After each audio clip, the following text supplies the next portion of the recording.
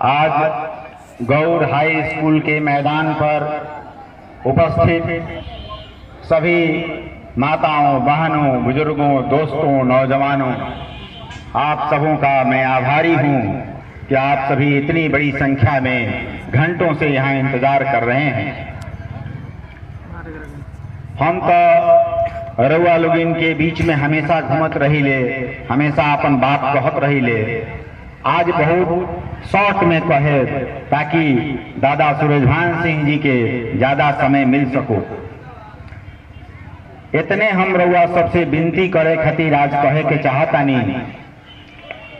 कि ये जगह के नाम गौर है। गौर नाम कैसे पड़ल बा शायद रउआ लोगन के बहुत लोग के ना पता हुई।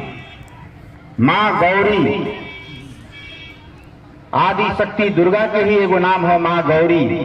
यही जा बगल में गढ़ देवी जी के स्थान बा, वहां के भी दुर्गा जी के ही एगो अवतार हैं। तो गौरी माँ, दुर्गा माँ के ही नाम पर ये जगह के नाम गौर पड़ल बा। बड़ा पवित्र धरती बाई, ये धरती के हम सब कोई के तरफ से प्रणाम करता नहीं। दोसर बात कहे के बा कि हम सब कोई खेती गृहस्थी से जुड़ल आदमी बानी सन। सब कोई खेत में अपना अपना कुछ न कुछ अन्न उपजावेला। अगर रउआ खेत के जोत के गेहूं बो देतानी तो गेहूं के फसल 3-4 महीना में तैयार हो जाता। वो फसल कबो अच्छा भी होता, कबो खराब भी होता। अच्छा भई चाहे खराब भई, गेहूं के फसल काट के फिर घरे आ गई नी, और फिर खेत जोता गई, फिर मकई के फसल लाग गई।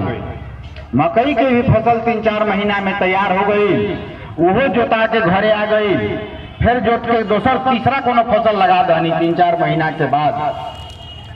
हर 3-4 महीना पर वह फसल बदल सकता नहीं। लेकिन भाई लोग, बहन लोग, माता बहन सब कोई गौर करी कि एगो फसल ऐसन बा जौना फसल के बिया 5 बरिस में एक बेर डालल जाला, और 5 बरिस वही फसल से काम चलावे के पड़ेला। अगर वो फसल नीमन भइल तो हंस के काम चली, अगर वो फसल खराब भइल तो रो के काम करे के पड़ी। लेकिन बीच में वो फसल के रुआ बदल नहीं सकत। 5 बरस वाला जो फसल बा तौना के बिया 3 तारीख के डाले के बाद 3 तारीख के जौन बिया डलाई वैसन के फसल मिली, और वही फसल से 5 बरिस काम चलावे के पड़ी। बीच में रउआ ओकरा के बदल नहीं सकत, खराब होके चाहे नीमन होके। तो ऐसे सब कोई से विनम्र अनुरोध बा, चूंकि हम गांव सब में घूम के देखत आनी, केहू गरीब के लगे राशन कार्ड नहीं खे, केहू गरीब के लगे घर नहीं खे, केहू का बिजली बिल आइल बा 50,000 60,000, ओकरा एगो झोपड़ी बा 50-60 हजार बिजली बिल आ गइल बा। इतना तानाशाह ही सरकार हो गइल बा कि कुछ सुने के तैयार नहीं थे। गरीब के दुख दूर करे खातिर रामविलास जी के सपना रहुए कि भारतीय जनता पार्टी और लोक जनशक्ति पार्टी के सरकार बनावल जाओ बिहार में। यही सपना के लेके हमनी के नेता चिराग पासवान जी और श्री सूरजभान सिंह जी चलतानी। हमनी का सब आदमी मिलके महाराजगंज से ये लोक जनशक्ति पार्टी के जिता के और यहाँ के हाथ मजबूत कर जाओ, और लोक जनशक्ति पार्टी के मजबूत बनावे में, पूरा बिहार में फैलावे में श्री सूरजभान सिंह जी के बहुत बड़ा योगदान बा। हमनी का पूरा आशा बा कि जब एजा से लोक जनशक्ति पार्टी के उम्मीदवार जीती और प्रदेश में लोजपा के सरकार बनी तो श्री सूरजभान सिंह जी महाराजगंज के जनता के एगो जन बहुत बड़ा मांग वर्षों से चलता कि महाराजगंज के जिला बनावल जाओ, तो ना मांग के यहाँ का समर्थन करे, यहाँ का आशीर्वाद दे। इस बात के समर्थन केवल रवल में हाथ गाय लगी।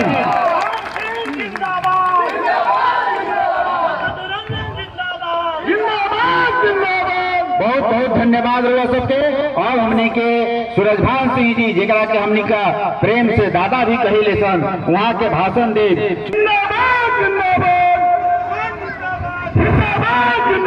मैं सीधे लोक जनशक्ति पार्टी के राष्ट्रीय उपाध्यक्ष श्री सूरजभान सिंह दादाजी को आमंत्रित करता हूं। आप लोग इनका तालियों से स्वागत करिए। श्री सूरजभान सिंह दादाजी। सिंह जिंदाबाद जिंदाबाद जिंदाबाद, जिंदाबाद जिंदाबाद जिंदाबाद।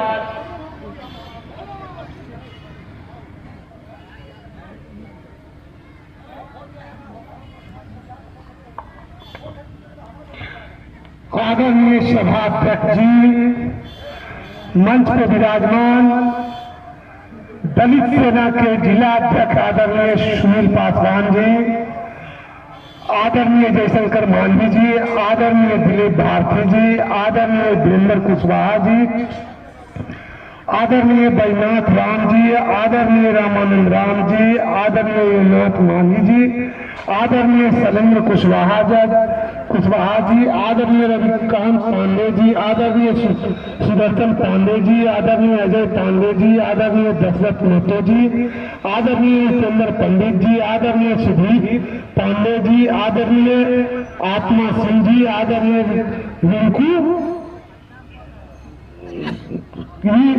आदरणीय मल्ले सिंह जी एवं मंच पर आप साथियों, माता एवं बहनों एवं पत्रकार बंधुओं, मैं सभी लोगों को पहले धन्यवाद दूं। आप लोगों के बीच में मैं ये अपील करने के लिए आया हूं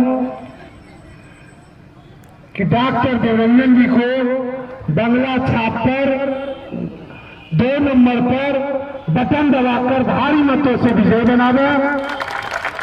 हमारे राष्ट्रीय अध्यक्ष माननीय चिराग पासवान जी ने बिहार फर्स्ट, बिहारी फर्स्ट का नारा दिए हैं। वो बिहार फर्स्ट, बिहारी फर्स्ट है क्या? हम गरीब भाइयों का, मजदूरों का लड़ाई, उसमें हमारे किसान भाइयों की लड़ाई है। किसान के उत्थान कैसे हो,